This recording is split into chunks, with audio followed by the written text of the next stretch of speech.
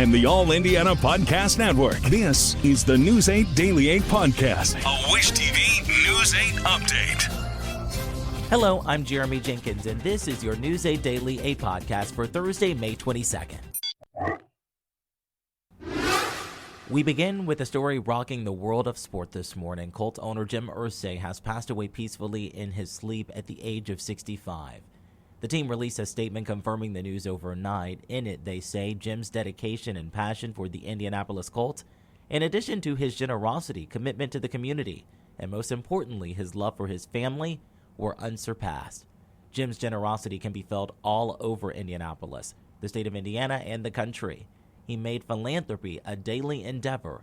He never hesitated to help countless organizations and individuals live better lives. Former Colts head coach Tony Dungy led the team to its first Super Bowl win since coming to Indianapolis under Jim Irsay in 2007. After the news came out, Dungy recalled the first time the two talked about Irsay's vision for the Colts. Just take a listen. He wanted us to be good, obviously, but he wanted to connect with the fan base. He wanted to impact the city. He wanted to win, but do it in the right way. And I'll tell you, Jim was one of the most compassionate people that I have ever known. He did so many things behind the scenes for not only our players and our staff, but for the city and for individuals that people would never even hear about. But he just did it out of the goodness of his heart. There had been speculation about Irsay's health in recent months, but some Colts fans say the news of his passing was still unexpected. News 8's Danielle Zulkowski reports. Downtown. Fans were not only sad, but shocked to learn 65-year-old Jim Irsay passed away in his sleep. I feel very remorseful. It's very devastating. Wow, it's shocking. It was just like coming home to see Dad when you can see Mr. Irsay. He had open arms to everyone. The Irsay family, they built the foundation in Indy. We want to say rest in peace to Mr. Irsay. He was a great endeavor on Indianapolis as a whole, and he helped out a lot. It's going to be a big loss. I have some family members that know him personally, and it's going to be a big loss to them also. So, yeah, this is tragic. He gave a lot to us. We got spoiled for so long. They're going to take it hard. I mean, Mr. Irsay, he's one of the people that brought a lot of them in. Without him there, I mean, a strong backbone to the Colts world is gone.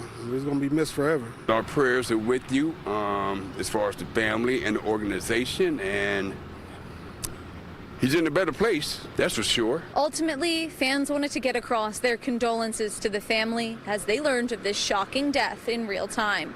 I'm Danielle Zulkowski for Wish TV and WishTV.com. Jim Irsay's love for the city he made home was strong up until his last moments. His last post to his X account was, "Go Pacers, good luck to Herb and the entire Pacers organization and our city." The Pacers were in New York's Madison Square Garden taking on the Knicks, and well, this is how things worked out. He'll take it, he'll backpedal, a three for the win, and he got it! Tyrese Halliburton did it again. He gets the incredible bounce on what turned out to be a two-pointer as his foot was on the three-point line, sending Game 1 of the Eastern Conference Finals with the Knicks into overtime. The Pacers would go on to beat the Knicks 138-135 to take the early lead in the series. Before that shot, the Pacers pulled off another fourth-quarter rally, which they've done time and time again during the playoffs this year. Well, with just days away until the Indy 500, Team Penske is making major changes following a weekend of controversy. Owner Roger Penske has fired 3 of his top employees. He let go of Team Penske President Tim Cindric, IndyCar Managing Director Ron Ruzewski, and IndyCar General Manager Kyle Moyer yesterday. Roger Penske made the move after 2 Penske cars failed inspections over the weekend, with officials finding modified alternators on Will Power and Joseph Newgarden's cars. Penske is also the owner of IMS in the IndyCar series. He issued a statement saying in part, "We have had organizational failures during the last 2 years, and we had to make necessary changes. I apologize to our fans, our partners, and our organization for letting them down." In Monroe County, the sheriff's office has fired and arrested a probationary deputy for what investigators say was the neglect and abuse of his infant child. Authorities say Noel Hernandez Jr. was first placed on administrative leave this past Monday after IU Health Bloomington Hospital reported they were treating an infant with multiple injuries at various stages of healing. After a state police investigation, the sheriff's office says Hernandez was arrested and fired. Online records show he is being held in the Monroe County Jail on $50,000 bond. In Washington, D.C., the House is set to vote today on President Trump's tax bill that could dramatically cut benefits for low-income Americans. The House Rules Committee advanced the measure on a party-line vote yesterday. The bill promises trillions of dollars in tax cuts while slashing funding for Medicaid and food assistance. We spoke to the head of the Indie Hunger Network, who says the bill could mean big problems for people who are already struggling to keep food on the table. Just take a listen. As inflation has happened and then COVID happened, we've seen more and more working families forming those lines. So you actually have people who are not only working one, sometimes two, sometimes more, 3 jobs, or working and helping out another family member. And in other news, President Trump's meeting with the leader of South Africa is making headlines today. The two were set to talk about new agreements on trade, but things took a turn when President Trump alleged that white South African farmers were being systematically singled out for persecution and murder. At one point during the meeting, President Trump referenced video of black politicians using anti-apartheid chants attacking white South Africans. He also showcased printouts of reports on attacks toward white farmers. South African President Cyril Ramaphosa has rejected those allegations. When it comes to the weather, Storm Track 8 says we are in for a cool and cloudy day with some scattered showers too. Meteorologist Marcus Bailey has your Newsday Daily 8 forecast. Cool, gloomy, a little blustery, damp at times. Kind of the same setup, unfortunately, again for the day. In fact, we might actually be a little bit cooler as we go through the afternoon hours. Right now, live look at Monument Circle. It's quiet, cool, 52, little gusty. Winds are out of the west at around 16 miles per hour. So it does send our chills likely into the upper 40s here for this morning. So you feel it a little bit when you step outside. Lafayette at 50, Muncie 51, Greencastle 52, 54 in Bloomington, and 56 in Shelbyville. Storm Track 8 Storm Tracker. We've got a few sprinkles in Shelby County, and it looks like parts of Rush County as well.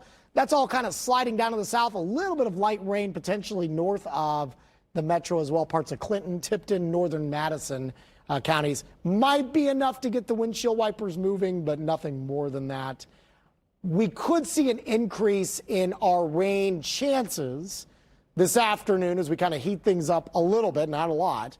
And this trough kind of digs down to the south. Very similar to yesterday. I don't think it's widespread rain. It's just very spotty showers as we go throughout the afternoon. But we're still under the influence of that low. And so we stay cloudy. And again, just spotty rain chances really at any point during the day today.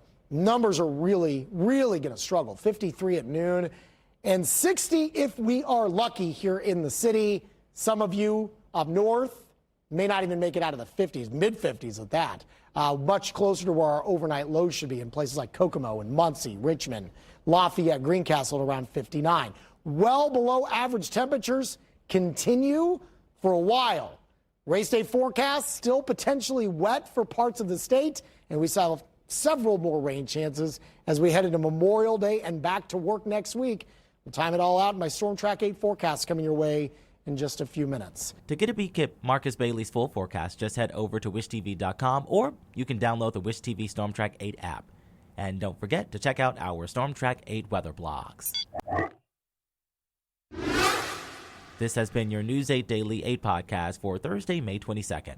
I'm Jeremy Jenkins for Wish TV and wishtv.com. This is the News 8 Daily 8 podcast, a Wish TV News 8 update on demand. For even more, on demand and on the go.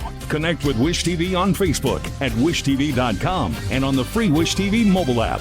Thank you for listening. And be sure to like, subscribe, and follow this podcast for updates every weekday morning on the All Indiana Podcast Network and wherever you get your podcast.